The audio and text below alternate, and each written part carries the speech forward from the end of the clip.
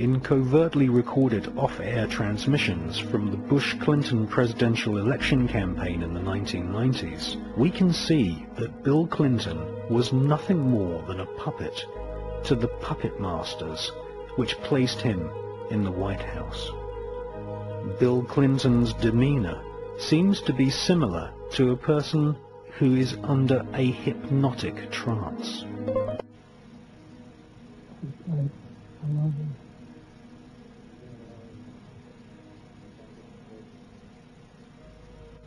Can we do any more? We'll do some more. We'll do some more. I'll do some more final text. Talk. We don't all talk all today. A safer world because of George Bush.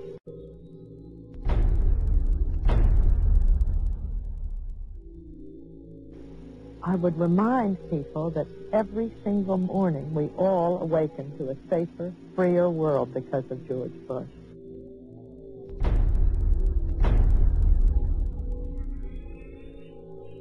And Nicole, I would remind you and the people of Florence that all of us awaken every single day to a freer, safer world because of George Bush.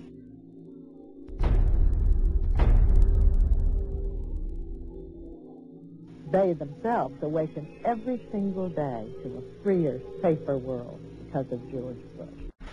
Clements Kuby and Mike Lemley are two filmmakers who have made excellent documentaries about the tyrannical genocide in Tibet.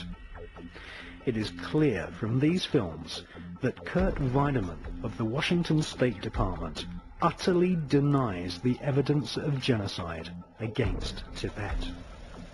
Official U.S. policy has consistently regarded Tibet as a part of China, although an autonomous region within China.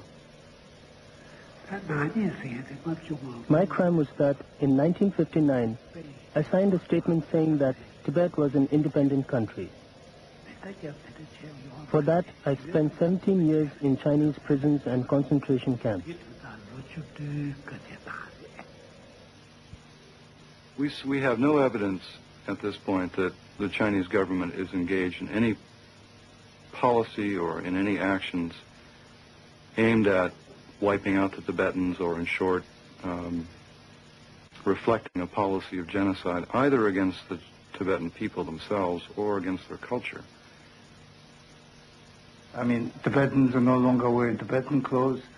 Tibetans are not talking Tibetan. All the Chinese wear Chinese. It is a blue uniform, everybody. And the monasteries are no longer a monastery. And no monks are there. They used to have mobile clinics which would go from village to village and just get the women together and get them sterilized. Or even women who were pregnant in their 9th month were made to abort their children. At one point in this interview, we see that his mind control programming breaks down. What about self-determination for Tibetans?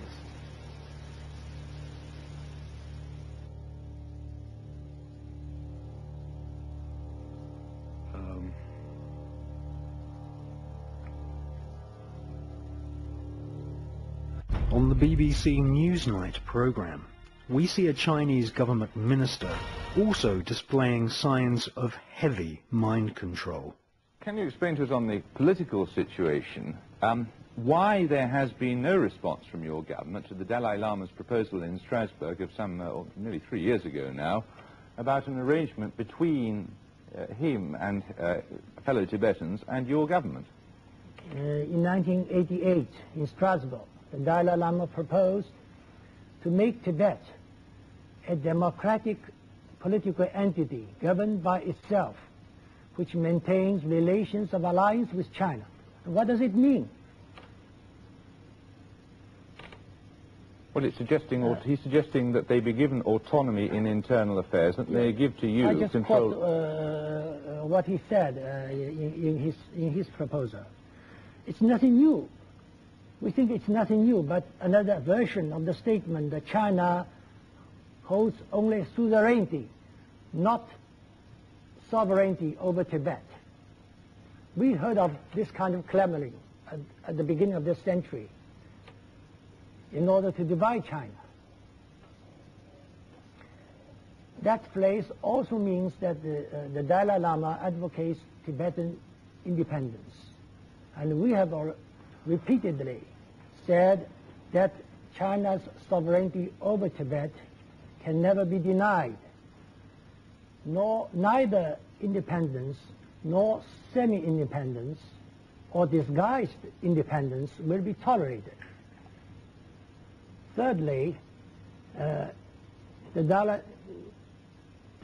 Lama's proposal favored transforming Tibet into a peace zone or a buffer state among the great powers through demilitarization or neutrality. But a peace zone or neutral zone involves the problem of state sovereignty and international safeguards. So it is out of the question for a country to establish in one of its regions a peace zone or a neutral zone with its neighbors.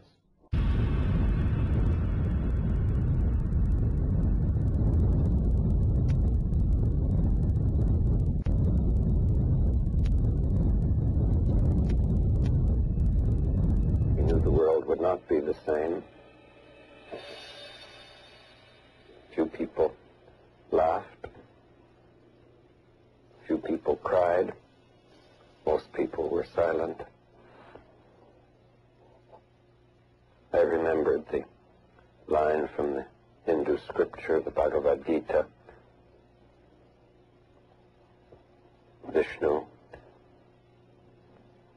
is trying to persuade the prince that he should do his duty, and to impress him takes on his multi-armed form and says, "Now I am become death, the destroyer of worlds."